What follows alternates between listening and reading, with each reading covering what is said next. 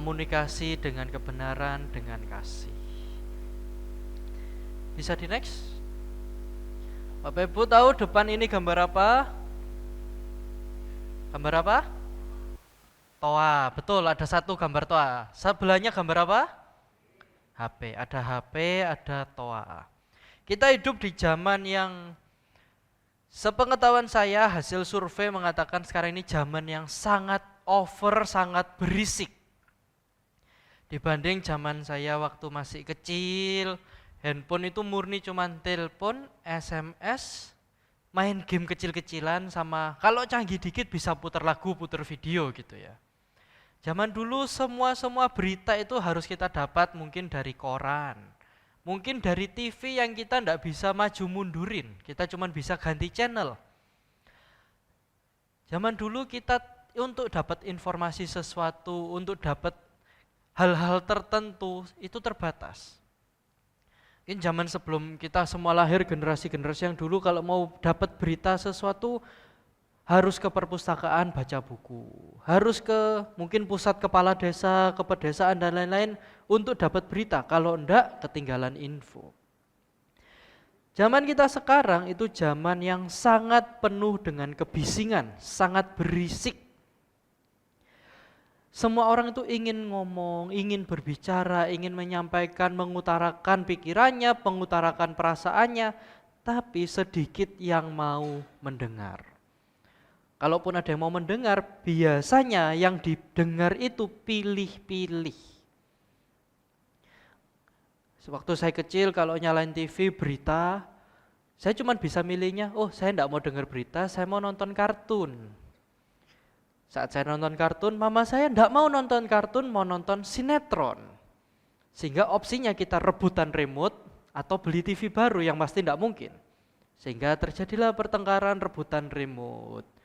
Sinetronnya iklan ganti kartun, kartunnya masih iklan ganti ke berita. Zaman sekarang enggak ada.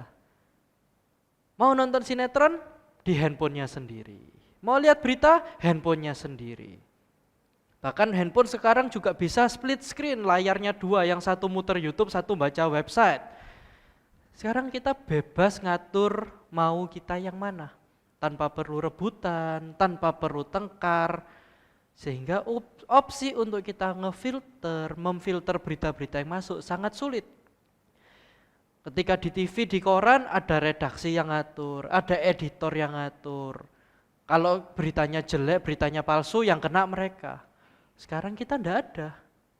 Dapat berita yang kelihatannya menarik, kita tinggal tekan forward, kirim, enggak ada yang bisa negur, enggak ada yang bisa ngontrol, enggak ada yang bisa marahin selain diri kita sendiri.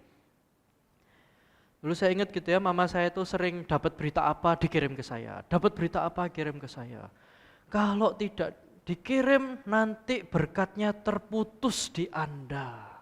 Kirim ke 10 orang teman.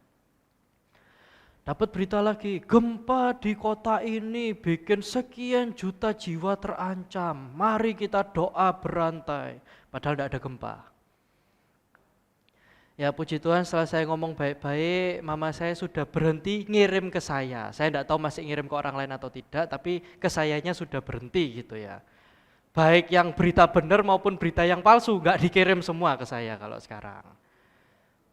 Mungkin Bapak Ibu bisa lebih bijaksana ketika kita hidup di dunia yang sangat bising. Semua informasi kita tidak bisa uji benar atau salah, bisa masuk ke kita. Dan begitu itu mungkin menyentuh emosi kita, menyentuh perasaan kita. Kita langsung semangat, oh ini semua orang perlu tahu, tanpa kita ngecek. Nah sebagai orang Kristen di tengah gempuran sosial media, opini, ribut sana ribut sini. Kalau sekarang istilahnya ada banyak buzzer gitu ya, yang komennya itu seakan-akan kalau menjatuhkannya ada pasukan yang menjatuhkan. Kalau butuh dinaikkan, dipuji-puji ada pasukan yang bisa muji. Di tengah kondisi sosial kita sekarang, kita diingatkan bahwa sebagai orang Kristen, kita punya panggilan untuk bertanggung jawab dengan pesan-pesan yang kita katakan, yang kita kirim, yang kita ketik, itu semua kita punya tanggung jawab. Sebagai orang Kristen kita punya poin utama yaitu menyampaikan kebenaran dengan kasih. Kenapa kita perlu menjadi penyampai kebenaran? Kenapa kita perlu belajar untuk bertanggung jawab menyampaikan sesuatu, belajar komunikasi? Tema tahun ini dari tahun kemarin kita komunikasi terus, komunikasi. Kenapa komunikasi itu sangat-sangat penting? Sebelum kita masuk pada pembacaan teks, Bapak Ibu Saudara sekalian, kita perlu sadar bahwa yang mengajari kita untuk berkomunikasi, yang menjadi contoh kita untuk berkomunikasi, itu bukan berhenti di orang tua kita, di guru kita, di teman-teman kita. Tapi Allah adalah komunikator pertama. Allah kita adalah Allah yang berkomunikasi. Dari penciptaan Allah sudah berkomunikasi. Sebelum mencipta Allah dalam ketritunggalannya berkomunikasi untuk menciptakan. Ketika ada Adam dan Hawa, Allah berkomunikasi dengan Adam. Dan sepanjang Alkitab kita bisa lihat di Perjanjian Lama Allah memilih orang-orang tertentu mengangkat sebagai nabinya untuk berkomunikasi dengan bangsanya.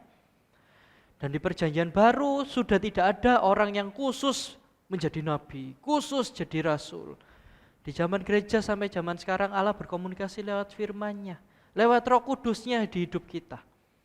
Roh Kudus tidak mungkin berkontradiksi, berlawanan dengan perintah firman. Karena sebelum Roh Kudus turun ke dunia, Yesus pun berbicara bahwa Roh Kudus sang penghibur akan mengajarkan kita apa yang Kristus ajarkan. Jadi tidak mungkin Roh Kudus mengajarkan, mengkomunikasikan sesuatu yang beda dari Kristus atau bahkan berlawanan dari Kristus. Allah sang komunikator pertama yang berkomunikasi pertama kali itu menjadi teladan kita, menjadi contoh kita, menjadi landasan kita kenapa kita juga perlu berkomunikasi.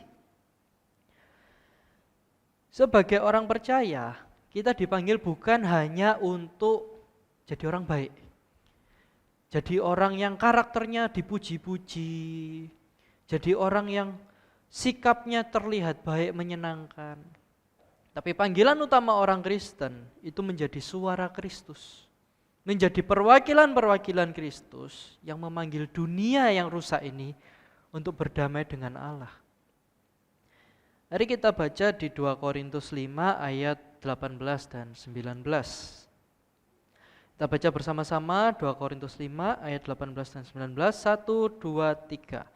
Dan semuanya ini dari Allah, yang dengan perantaraan Kristus telah mendamaikan kita dengan dirinya dan yang telah mempercayakan pelayanan pendamaian itu kepada kami.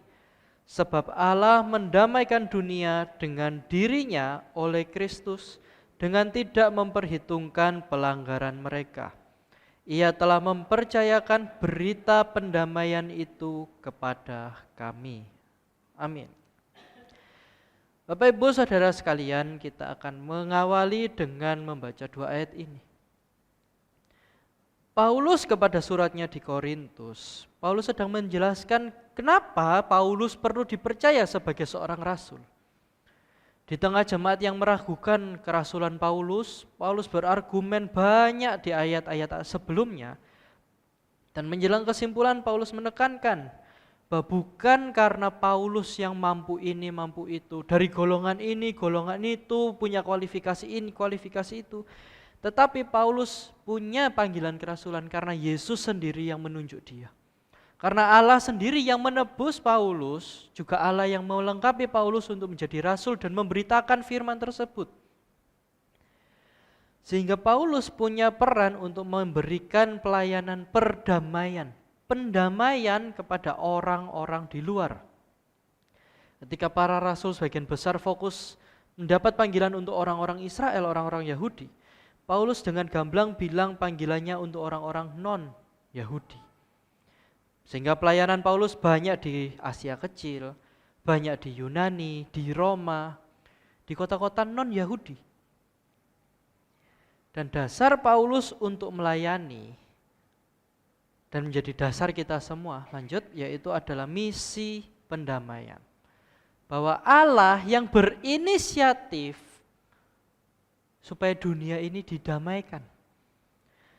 Inisiatif Allah supaya dunia kita yang rusak, dunia kita yang bermusuhan dengan Allah, ini diperdamaikan dengan Allah. Kata pendamaian dalam bahasa aslinya adalah kata lage, yaitu kata yang berarti mengubah dari permusuhan, bukan cuma ndak musuhan Bapak Ibu. Kalau damai di kita sekarang, ya saya sudah berdamai, tapi saya tidak mau interaksi sama dia. Saya sering dengar cerita gitu ya, kalau kuliah, kerja kelompok, ada 1-2 orang yang cuma titip nama. Sumbangsinya di kelompok itu cuma datang, tulis nama, duduk, pulang. Ada dia, enggak ada dia, kerjaannya enggak ada beda, karena yang kerja tim yang lain. Kalau di dunia mahasiswa, dunia siswa, SMP, SMA, setelah ada orang-orang yang cuma titip nama, biasanya musuhan. Wes aku enggak manggil dia lagi, aku enggak mau sekelompok sama dia lagi. Kalau bilang, ya aku sudah berdamai kok, enggak apa-apa, nilaiku ya anggaplah aku menggendong dia, sumbangan nilai lah buat anak ini. Tapi aku berdamainya adalah, ya udah kalau ketemu tetap tak sapa, tetap ketemenan. Tapi jangan sampai aku sekelompok sama anak ini. Ketemunya pun formalitas, kalau ketemu nyapa halo, sudah. Tapi enggak peduli yang lain. Mungkin yang kerja pernah dapat pengalaman yang enggak enak dari orang-orang tertentu, musuhan, benci. Bahkan kalau dibawa dalam doa itu supaya orang ini cepat mengenal Kristus dan ketemu Kristus kalau bisa malam ini. Benci sama orang. Ketika diterusin ngobrol, ya lah saya harus mengampuni, ya tak ampuni. Tapi cukup sekali. Bapak Ibu, kadang kita itu tidak meneladani Kristus, kita meneladani dunia.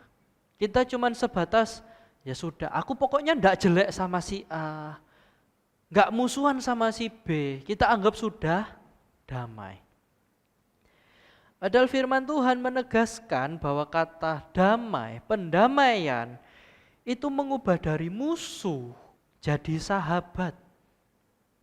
Bukan cuma musuhan terus enggak kontak, musuhan terus enggak ada masalah, tapi dari musuh jadi sahabat. Bukan berarti kalau sahabat, orang yang cuma tumpang nama kita jadiin kelompok terus, bukan.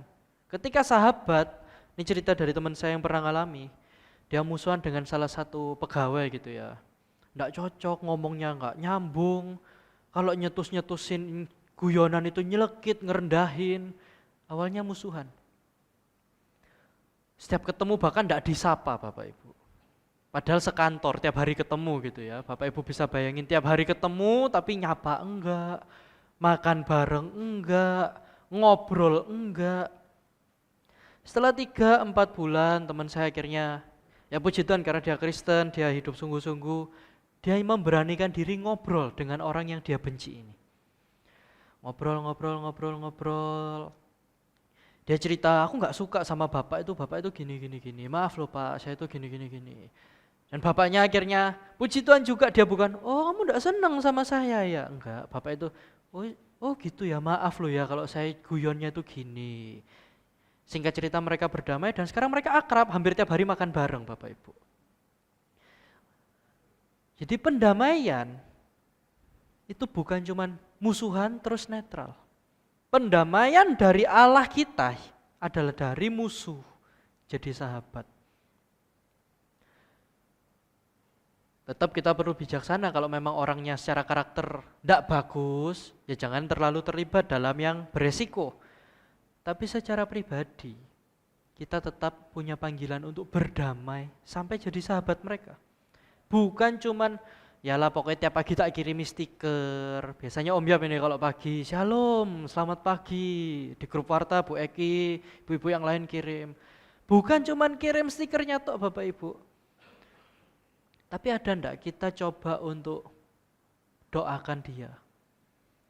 Kita coba untuk kalau rumahnya deket mampir ke rumahnya. Kalau ulang tahun kita ajak, kita bagiin makanan. bukan cuman dari musuh jadi netral, tapi dari musuh jadi punya relasi. Dalam dunia Yunani Romawi purba, dalam dunia zaman Alkitab, pendamaian ini bukan cuma masalah pribadi Bapak Ibu, tapi juga termasuk dalam konteks politik, yaitu menyelesaikan perselisihan sampai harmonis.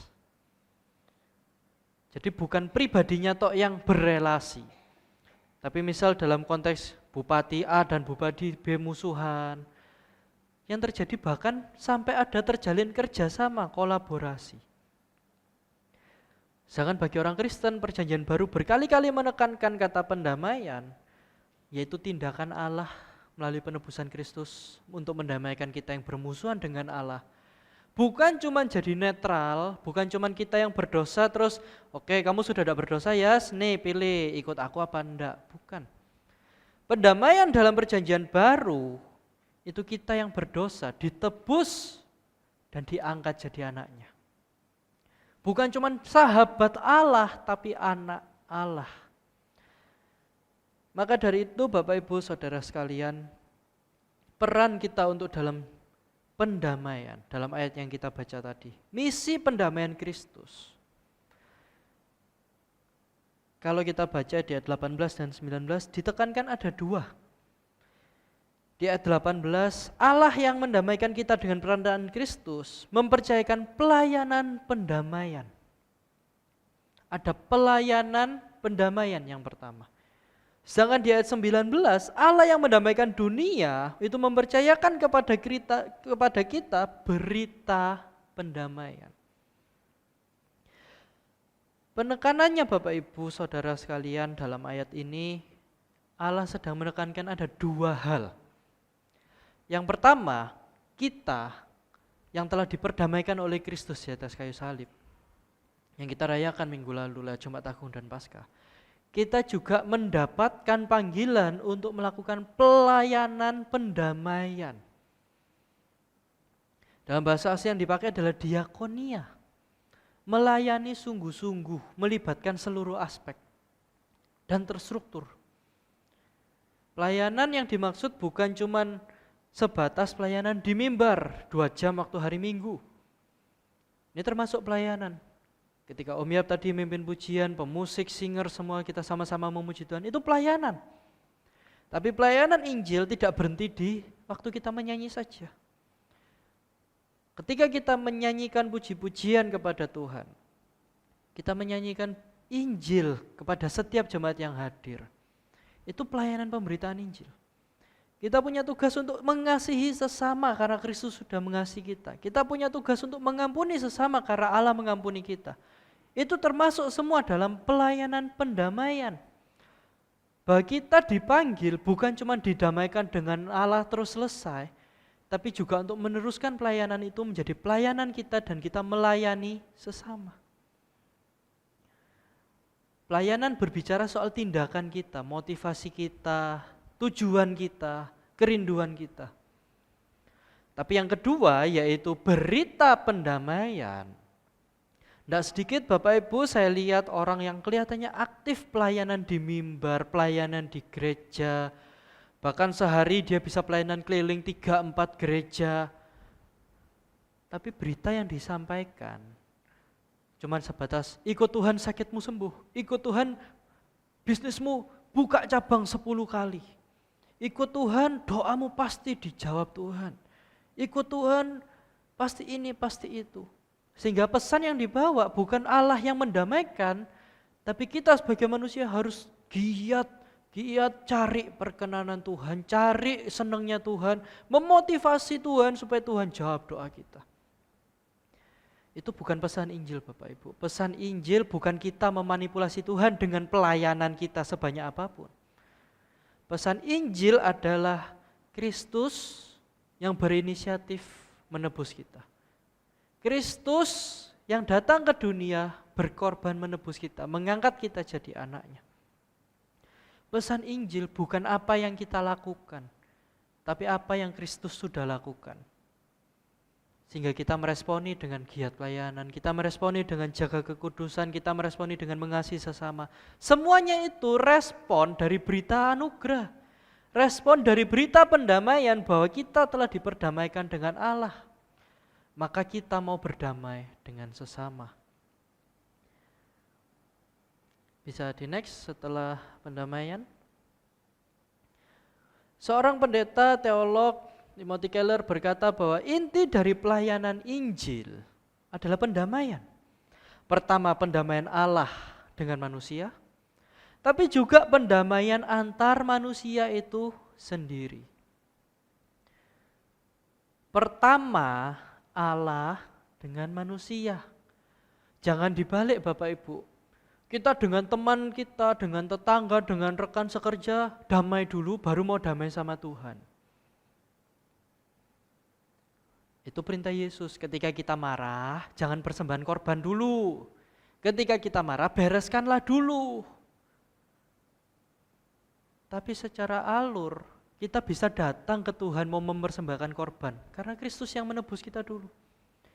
Bangsa Israel mempersembahkan korban, karena Allah yang memberi perintah dulu. Kalau kita mundur lagi, Abraham mempersembahkan korban. Abraham masih nyembah berhala waktu itu. Tapi ketika dia menyembah berhala, mempersembahkan korban, Allah yang panggil Abraham. Sehingga ketika kita memberitakan firman, memberitakan pesan Injil, berita pendamaian, kita bukan cuman sebatas penginjilan. Pokoknya jadi Kristen. Yang penting kamu percaya, bukan. Berita pendamaian Kristen adalah Allah yang inisiatif turun untuk memperdamaikan kita. Setelah kita beres di hadapan Allah, baru kita mau berdamai dengan sesama. Lanjut next. Di ayat yang ke-20 saya bagi menjadi 3 poin. Yang pertama yaitu, jadi kami ini para rasul dan kita semua adalah utusan-utusan Kristus. Poin yang pertama. Poin yang kedua, seakan-akan Allah menasihati kamu dengan perantaraan kami. Kamu itu Paulus sedang berbicara kepada jemaat di Korintus dan orang-orang Kristen lainnya melalui perantaraan hamba-hambanya. Dalam nama Kristus kami meminta kepadamu, berilah dirimu didamaikan dengan Allah. Poin yang pertama yaitu identitas orang percaya. Bapak Ibu Saudara sekalian, kita punya satu penekanan yaitu identitas orang percaya. Yaitu duta-duta Kristus yang mewakili kerajaan sorga. Identitas kita semua adalah orang percaya, yaitu duta-duta Allah. Dalam bahasa asli yang dipakai adalah presbeumen, yaitu duta besar sebuah negara yang resmi, yang punya otoritas dari pengirim pesannya. Kita adalah utusan-utusan Kristus. Jadi Paulus setelah menceritakan tugas pendamaian, pelayanan pendamaian, berita pendamaian, Paulus maju dengan bilang, ini loh pelayanan dan berita pendamaian itu. Kenapa penting? Karena kita orang percaya adalah utusan Kristus. Kita adalah duta-duta Kristus. Duta tidak berbicara atas nama dirinya sendiri, tapi atas nama kerajaan, atas nama negara, atas nama pihak lebih tinggi yang mengutusnya. Kita sebagai orang percaya hidup di dunia ini, tetapi ingat kita wakil kerajaan sorga. Bilang ke kanan kiri, wakil kerajaan sorga. Kita wakil kerajaan sorga, amin? Amin? Amin. Bapak Ibu, ketika kita menjadi wakil kerajaan sorga, di tengah dunia yang serba enggak jelas sekarang ini, panggilan kita itu bukan cuma siapa diri kita, tetapi siapa yang sedang kita wakilkan. Kita bukan cuma berdiri dengan identitas, oh saya Samuel, oh saya staf di sini, oh saya pendeta, bukan. Tetapi siapa yang mengutus saya jauh lebih penting dan lebih berkuasa daripada diri saya. Dan itu hal yang berlaku sama untuk kita semua. Bukan identitas kita melalui pekerjaan kita, melalui keluarga kita, penghasilan kita, omongan orang-orang sekitar kita. Tapi identitas kita murni karena Kristus yang mengutus kita semua. Ibu, saya pernah baca sebuah cerita yang sekarang lagi tren, yaitu ada orang yang mungkin bukan siapa-siapa gitu ya, tiba-tiba ketabrak truk meninggal. Terus dia, kalau bahasa komiknya, bahasa ceritanya itu isekai, dia pindah dunia gitu. Orang yang bukan siapa-siapa tiba-tiba pindah dunia jadi anak bangsawan. Beda budaya, beda ini, beda itu. Ada yang sebaliknya, di dunia sebelumnya orang penting, pemerintahan, politik, punya kuasa, meninggal. Bangun-bangun jadi pemulung gitu Bapak Ibu ya. Saya bukan percaya reinkarnasinya, tapi dari cerita ini Bapak Ibu. Dalam beberapa cerita seringkali orang yang pindah dunia ini ketemu dengan satu kelompok yang ngajari dia, menjelaskan dia, menjelaskan konteks kamu itu sekarang di sini, budaya kita gini, kamu itu ini, bahkan ada yang sampai memberi nama baru, mengangkat anak, ngangkat ini, ngangkat itu, memberi identitas yang baru. Yang lama telah berlalu dan yang baru sudah datang. Ketika orang ini pindah dunia Bapak Ibu, biasanya dalam alur ceritanya, template-nya adalah dia belajar untuk hidup dengan cara hidup yang baru. Dia belajar ketika dia punya status baru sebagai anak bangsawan, status baru sebagai penjaga toko misal. Dia belajar pondasi yang baru. Dia belajar, aku mewakili kerajaanku, aku mewakili negara ini, negara itu, grup ini, grup itu. Dia menghidupi hidup yang baru, tapi semua punya pola yang sama, belajar hidup sesuai yang dia wakilkan. Sama sebagai orang Kristen, kita juga perlu belajar untuk menghidupi siapa Kristus yang kita wakilkan. Identitas orang percaya itu bukan cuma harus hidup baik, harus ngomong baik, tapi seluruh aspek hidup kita mewakili siapa Kristus yang mengutus kita. Coba kita cross-check hidup kita. Sejauh ini kita mewakili Kristus enggak? Yang paling kelihatan dari omongan kita, dari jempol-jempol kita di grup-grup WhatsApp, grup-grup Facebook dan lain sebagainya. Kita mewakili Kristus yang membawa damai, membawa kebenaran? Atau justru kita mewakili dunia yang seneng ngompori, seneng gawe geger, seneng ngeributi sana sini? Coba kita cross-check hidup kita. Dari tutur kata kita, omongan kita membawa orang kenal Kristus dengan damai atau justru gegeran, tengkar, gak enak, takut. Dan melalui sikap kita, apakah kita berintegritas atau tidak?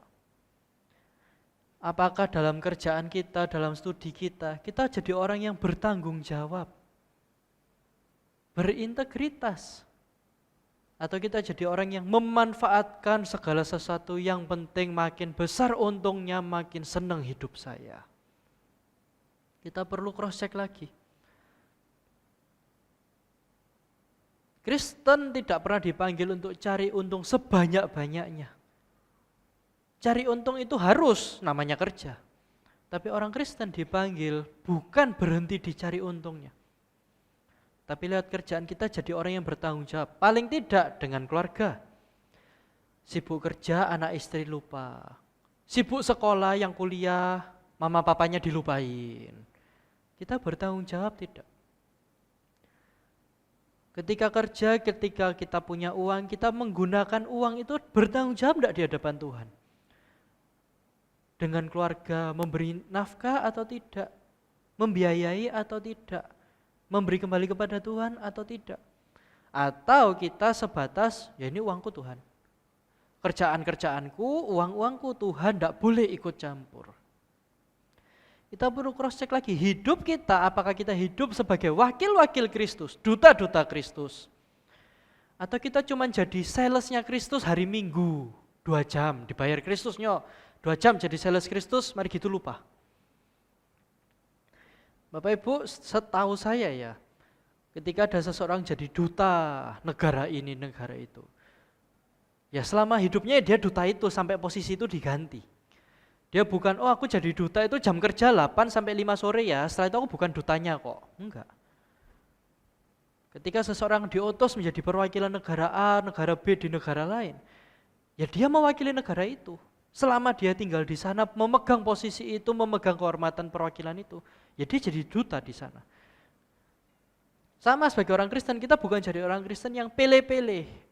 Oh hari Minggu, ya aku dutanya Kristus, aku perwakilan Kristus, hidupku kudus. Begitu hari-hari lain, kuda liar yang masuk di hidup kita. Pemberontak, emosian, ngomongnya tidak dijaga. Kita perlu cross check sebagai identitas kita yang baru yaitu duta Kristus. Hidup kita seperti apa sehari-hari? Dan poin yang kedua yaitu 2 Korintus 5 ayat 20b, seakan-akan Allah menasehati kamu dengan perantaraan kami. Bapak Ibu, setelah kita tahu identitas kita dan pesan yang kita bawa, kita perlu tahu peran Allah sebagai apa. Apakah Allah cuman budal dadah, nih ya kamu tak kasih pergi ya dadah. Tidak, Allah dengan jelas menasehati kamu sekalian, para pendengar, dengan perantaraan kami. Paulus menunjukkan bahwa ketika kita bersaksi, ketika Paulus bersaksi, para rasul bersaksi, setiap orang Kristen bersaksi, itu bukan sekedar kita yang ngomong. Tapi ada otoritas ilahi di baliknya. Ada peran Allah di balik komunikasi kita. Ada peran Allah di balik pemberitaan Injil kita. Bahwa Allah menasehati melalui kita. Allah bukan berbicara di langit langsung, dar, semua orang bertobat, bukan. Tapi lewat kita orang percaya, orang-orang yang sudah diperdamaikan, kita dipanggil untuk membawa otoritas ilahi tersebut kepada orang-orang lain.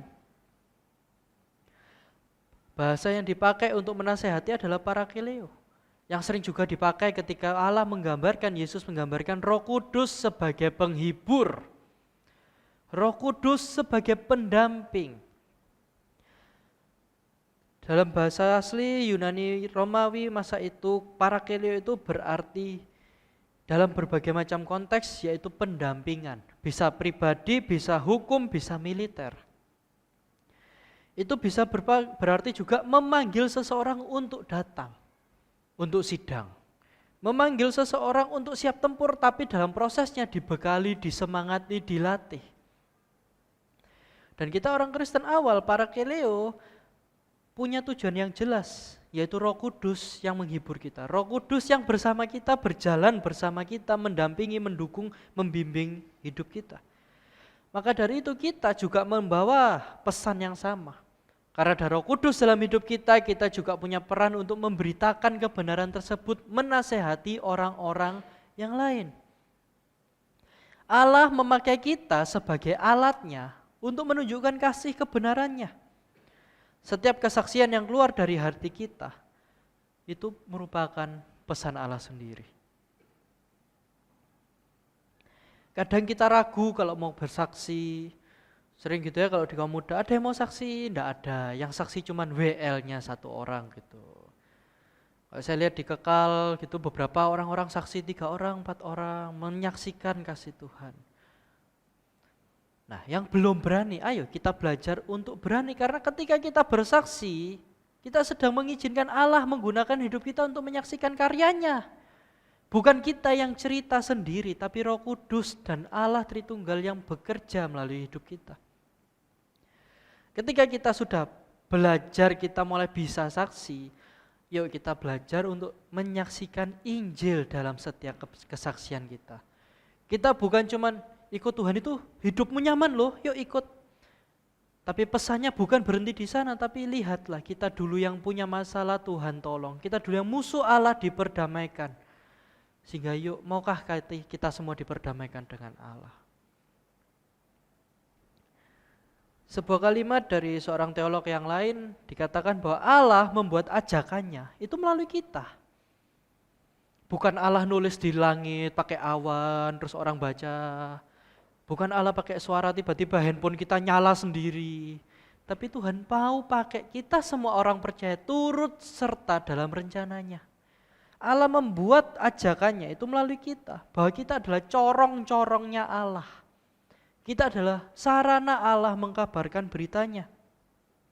Ketika kita bicara atas nama Kristus, itu adalah Allah sendiri yang memberi undangan untuk orang tersebut ikut. Untuk orang tersebut dinasehati. Untuk orang tersebut percaya Kristus. Itu Allah sendiri yang memberi.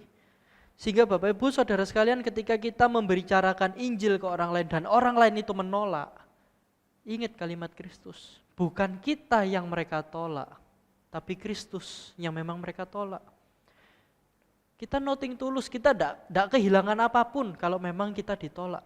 Karena yang mereka tolak bukan kita, tapi Kristus. Mereka memang yang menolak, diperdamaikan dengan Allah.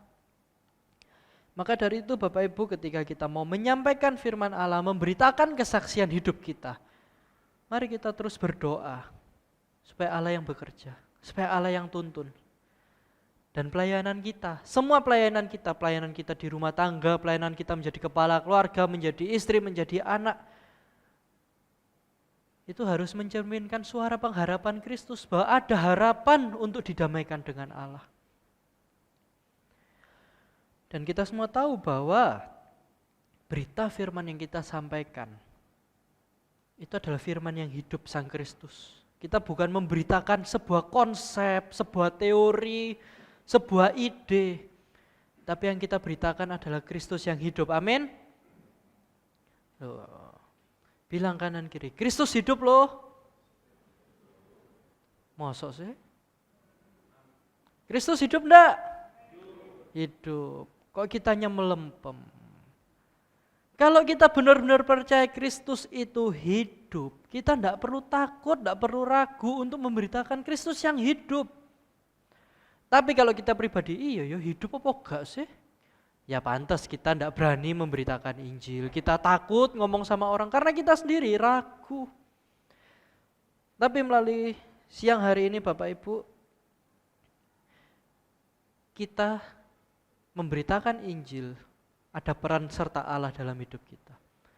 Ketika kita memberitakan kesaksian, ada campur tangan Tuhan dalam pemberitaan kesaksian firman tersebut. Bukan cuman kita terlihat bagus, terlihat keren, terlihat disentuh Tuhan, rohani, tapi Kristus yang terlihat melalui hidup kita. Dan poin yang ketiga Bapak Ibu, ketika kita sudah tahu apa yang perlu kita lakukan, yaitu pelayanan pendamaian dan berita pendamaian. Kita tahu identitas kita sebagai duta-duta Kristus dan kita tahu serta peran Allah dalam hidup pelayanan pendamaian kita. Sebenarnya apa dan mengapa kita harus menyerukan perdamaian itu? Di sini saya bikin poin yaitu seruan kasih yang mendesak. Seruan kasih yang mendesak, yaitu berdamailah dengan Allah. Di ayat 20 dikatakan, dalam nama Kristus kami meminta kepadamu, berilah dirimu diperdamaikan dengan Allah. Paulus menunjukkan seruan yang paling penting dari yang selama ini kita bahas. Inti dari Injil, yaitu berilah dirimu diperdamaikan dengan Allah. Dalam bahasa asli kata meminta yang dipakai adalah deometa, yaitu memohon dan berseru dengan tulus dan penuh harapan, tapi urgensi. Seruan yang mendesak, seruan yang penuh beban emosional, mohon Bapak Ibu. Tapi dengan harapan, bukan moga-moga.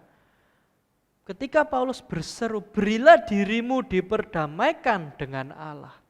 Itu sebuah seruan yang mendesak dan emosional dari Paulus kepada jemaat di Korintus dan kepada kita semua. Tapi juga dengan tulus dan penuh harapan bahwa kita mau diperdamaikan dengan Allah. Paulus bukan cuma menyampaikan informasi doktrinal, informasi dari kitab suci ini itu. Tapi adalah seruan beban hatinya Paulus. Kerinduan hati Paulus untuk setiap orang yang dengar itu tergerak dan mau diperdamaikan dengan Allah. Bukan cuman berkhotbah informasi, tapi seruan dari hati. Bukan cuman diskusi intelektual, konsekuensi logika, tapi panggilan dari hidup Paulus untuk jiwa-jiwa yang bertobat. Panggilan dari hati Paulus yang merupakan juga hati Kristus untuk setiap orang Kristen sadar bahwa dirinya adalah wakil Kristus. Bahwa dirinya adalah duta-duta Kristus yang perlu memberitakan firman. Perlu memberitakan berita pendamaian tersebut. Bukan disimpan dengan dirinya sendiri, tapi disuarakan ke setiap orang yang bisa mendengar. Banyak orang belum berdamai dengan Allah. Hidup masih dengan tuntutan. Dan dunia menawarkan pelarian. Nggak usah ke gereja, nggak apa-apa. Kemarin saya ketemu dengan teman saya yang kuliah di Jepang, sekarang dia lanjut kerja di Jepang, dia cerita. Kerja dari 6:30 atau 7:30 pagi, baru pulang jam 11 malam Bapak Ibu, setiap hari. Dia bilang memang budaya kita di Jepang sangat menuntut itu. Sehingga ketika kerjaannya selesai, gajinya dipotong pajak dan lain-lain sekitar 40%-an, jadi itu menerima separuh, mereka langsung habiskan itu hari itu. Budaya untuk menghabiskan uang untuk belanja keperluan, terus masih belanja hal-hal tidak penting, itu sangat diagung-agungkan di Jepang. Karena toh hidup kita ya tidak ngapa-ngapain, pulang cuman bisa tidur, ya udah pulang ke tempat mabuk-mabukan, pulang tidurnya di jalan sambil muntah-muntah. Buat mereka itu hal yang lumrah, karena stres dengan tekanan. Di Indonesia nggak begitu, kita mabuk aja langsung ribut gitu ya Bapak Ibu ya. Tapi kita punya pelarian-pelarian yang lain. Kalau orang-orang mungkin di desa pelariannya bukan hidup kerja keras, tapi hidupnya nyantai banget. Wes nunggu panen nganggur. Kalau orang di kota, selain kerja sibuknya apa? Di sosmed. Kalau yang masih muda-muda biasanya itu bikin second account Bapak Ibu bahasanya. Akun 1 biji itu kurang Bapak Ibu, punya akun kedua. Kalau akun pertama itu dirinya yang kelihatan, yang real. Tapi akun kedua itu dirinya yang semaunya dia. Foto-foto yang konyol-konyol, yang lucu-lucu, yang menurut dia tidak perlu untuk umum dimasukin di second account. Dunia menawarkan banyak pelarian, tapi itu tidak menyelesaikan. Teman saya yang punya second account, lama-lama second account-nya sekarang ditutup karena dia merasa tidak puas-puas juga. Bikin akun ketiga, akun keempat, akun kelima, tidak puas juga, malah tambah capek, akhirnya dia tutup. Dunia menawarkan banyak jalan, tapi tidak ada yang memuaskan. Pemulihan sejati hanya bisa terjadi dalam pertobatan kita kepada Kristus. Seruan kepada dunia untuk berdamai dengan Allah itu bukan opsional Bapak Ibu. Bagi orang percaya ini adalah mandat, perintah yang melekat. Karena itu adalah respon keselamatan kita, dan keselamatan kita tidak berhenti di diri kita sendiri. Sebuah kalimat dari seorang teolog juga, D. Ekerson, berkata bahwa orang Kristen bukan hanya didamaikan dengan Allah, titik. Mereka juga dipercayakan dengan pesan pendamaian, dan dengan demikian memikul tanggung jawab untuk memberitakannya kepada dunia. Kita semua dipanggil Bapak Ibu bukan cuma untuk jadi Kristen ke gereja seminggu sekali selesai.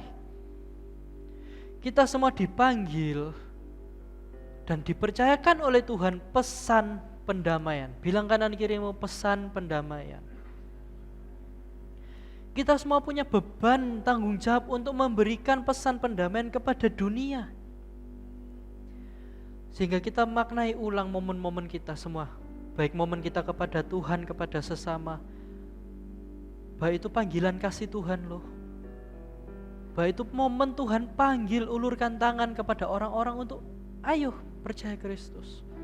Ayo diperdamaikan dengan Allah. Jangan takut untuk menuntut orang lain untuk bertobat, memohon kepada orang lain untuk bertobat. Karena itu yang terus berulang-ulang Tuhan dengungkan. Berilah dirimu diperdamaikan dengan Allah. Itu adalah panggilan pertobatan dari kita yang musuh Allah untuk terima pendamaian tersebut. Dan kita teruskan ke orang-orang yang belum didamaikan dengan Allah. Pesan Injil Bapak Ibu bukan hanya masuk Kristen, baptis, nikah, dapat surat, dapat tunjangan, dapat ini, itu, dapat teman. Tapi didamaikan dengan Allah. Pesan Injil tidak berbicara yang kita dapat sekarang dan nantinya tok. Tapi pesan Injil juga berbicara yang sudah terjadi di masa lalu, bahwa Kristus menebus kita semua. Bahwa kematian Kristus memampukan kita diperdamaikan dengan Allah dan menjadi agen pendamainya Allah. Dan yang terakhir kita baca sama-sama Bapak Ibu di 1 Korintus 5 ayat 21. 1, 2, 3. Dia yang tidak mengenal dosa telah dibuatnya menjadi dosa karena kita, supaya dalam Dia kita dibenarkan oleh Allah.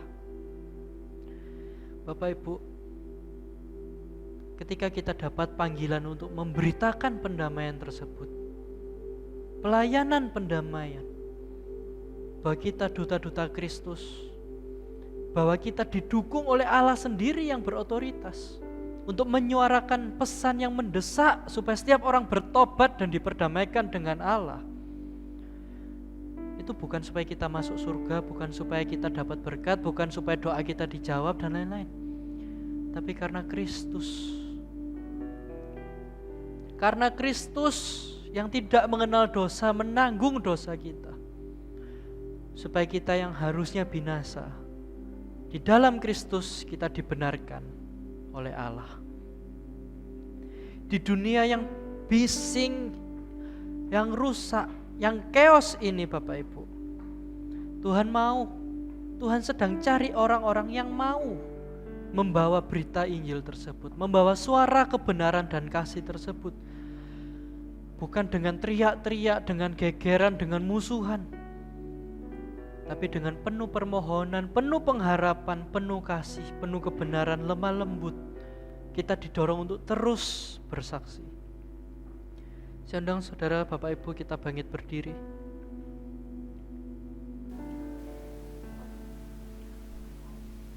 Bapak Ibu, kita sama-sama tahu bahwa kita semua ditebus Kristus, amin.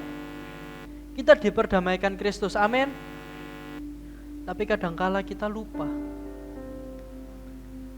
Kadang kita lupa menghidupi hidup yang baru. Kita lupa bahwa kita adalah duta-duta Kristus. Kita lupa pendamaian Allah dengan kita itu bukan usaha kita, bukan hasil kerja keras kita, tapi anugerah Allah melalui Kristus. Kita yang dulunya musuh Allah diangkat menjadi anak Allah, amin.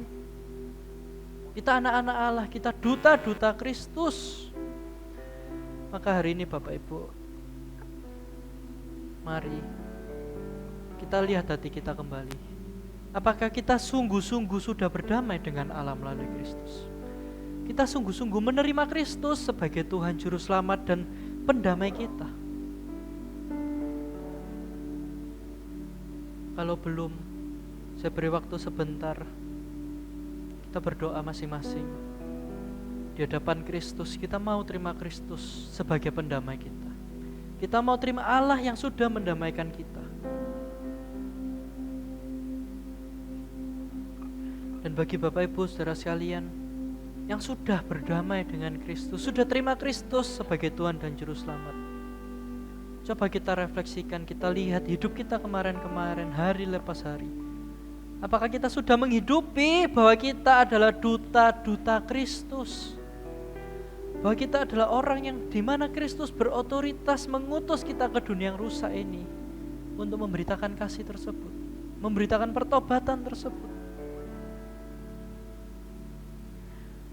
Dan yang terakhir, apakah Bapak Ibu saudara sekalian melalui khotbah pada siang hari ini, apakah kita bersedia untuk menjadi suara-suara Kristus, menyuarakan berita kasih Kristus ke dunia ini?